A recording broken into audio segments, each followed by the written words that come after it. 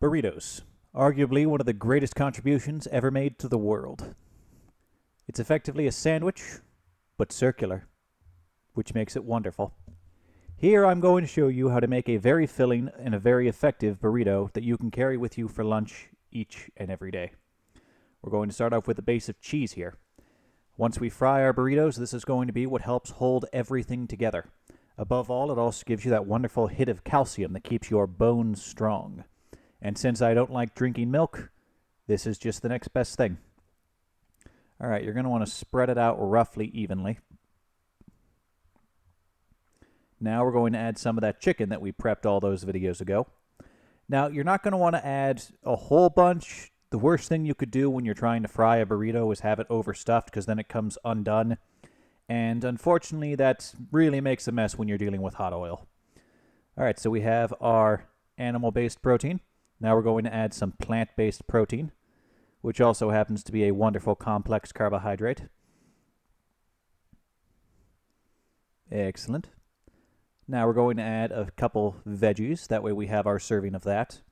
This also really helps this stick to your stomach for a while, because when you're working a 10-hour shift, you need to be able to eat this and have it last 5 hours. Now, one of the last things we're going to do is we're going to add just a little bit of brown rice. And we're going to add a couple shots of hot sauce. Why? Because hot sauce is good, and brown rice is a very effective filler. Remember, we want as little negative space in the burrito as possible. You're trying to get as many good calories out of this as humanly possible. All right, so with that done, we're going to do the relatively standard burrito rolling. You want this rolled relatively tight.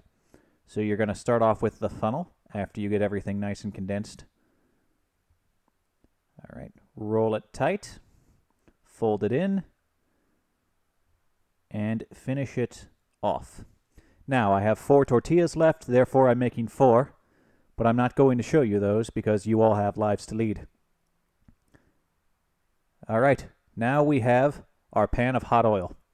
Now, you know it's ready when you place the burrito in and it immediately starts sizzling, just like that. So in an ideal world, you should be able to count to 30 and have it be done. But when you're trying to get your oil temperature right, it's pretty wise just to go ahead and check it every 10-20 seconds, because the last thing you want is to burn, because that really just sets everything off to a bad tone to start out with. Another thing you're going to want to do, particularly if you're doing multiple burritos, is you're going to want to have your oven set to 200 degrees. Because what you have to understand is frying the outer casing doesn't cook anything inside. Everything you put in is already cooked.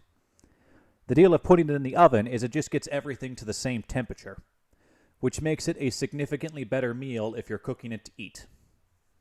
On top of that, it also helps get a little bit of the extra moisture out, which does help keep it nice and crispy whenever you're using this as a lunch. Yeah, this is a very nerve-wracking thing. This is not the kind of thing you can take your eyes off of.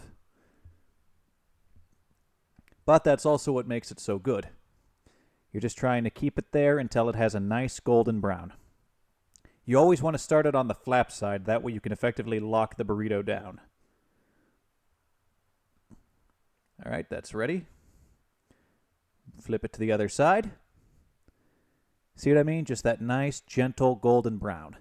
And since it's on the flap side, that is effectively now locked in place. The cheese is melted to help lock it there. And now that it's fried, it's also stiffed. It's no longer a soft tortilla, which means there's very little chance of it unraveling itself. And after that, it's just sort of playing it by ear. You want to make sure you get all sides a little bit of that crisp on it, because that is what makes this a superb lunch. One thing I do warn you, however, is these things microwave well, they oven well, they'll do whatever you need them to do. But I'd be careful whenever you're eating them fresh out of the oven, because it's very hard to only eat one. Okay. Excellent. All right, so now we're just going to hold it on the sides for about 30 seconds aside. We want to make sure that that's crispy too. Mostly because, 1, it makes it look better, and 2, if you're going to do it, you might as well do it right. Because this burrito is pretty much going to be your only serotonin for the day, so you might as well make sure you do a good job of it. And remember, there's no shame in eating 2 apparatuses because you can't afford tongs. It was either I buy space heaters or I buy tongs, and my electric bill was far greater than the cost of the space heater. All right, so we're going to finish it up on this side. Then we're going to set it in the oven where it will be able to sit while we get all of the others fried.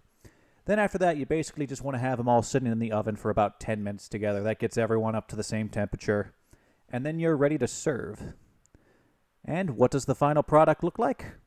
Well, I'd say it looks pretty darn good. And just like that, we have 4 very good meals. Anyway, thank you for your time, and I hope to see you again.